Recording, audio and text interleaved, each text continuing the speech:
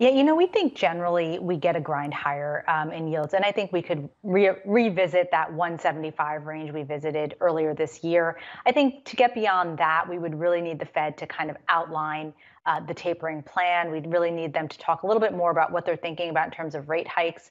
I think a lot of investors are now looking towards the end of 2022 for the hike and maybe the beginning of 2022 for the tapering. That timeline to us makes a lot of sense. I think that gives the market some time to think about and digest what's happening as well. So in that scenario, it is very gradual. We're still quite accommodative. We could grind higher, but keep in mind, as we might have talked about earlier, prior to the crisis or the pandemic, the 10-year yield over the last 10 years averaged 2.4%. And that was in a much lower growth environment, 1.5% to 2% growth.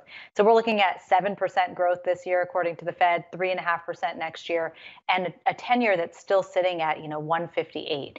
So in our view, a grind higher in yield just to get to more normal levels certainly makes sense over the next 3 to 6 months or so. Oh, absolutely. And so what are your top investment strategies in and around the inflation risk and, of course, the fact that rates could be on the rise sooner rather than later? Yeah, absolutely. I think, near term, we still think there could be a leg higher in the value trade. And we'd actually look for periods of consolidation as kind of tactical opportunities to add to areas like the financials, for example, which do well in a rising rate environment, higher yield curve. Curve steepeners could start to make sense once more. Of course, the energy and kind of basic materials trade also may continue to grind higher, especially as demand continues to grind higher as well in the reopening.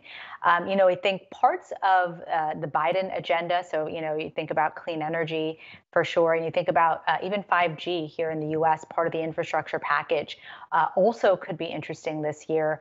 And then, of course, as we head to 2022, we do think, as we noted earlier, some of those long-term secular growth themes start to come back to the forefront.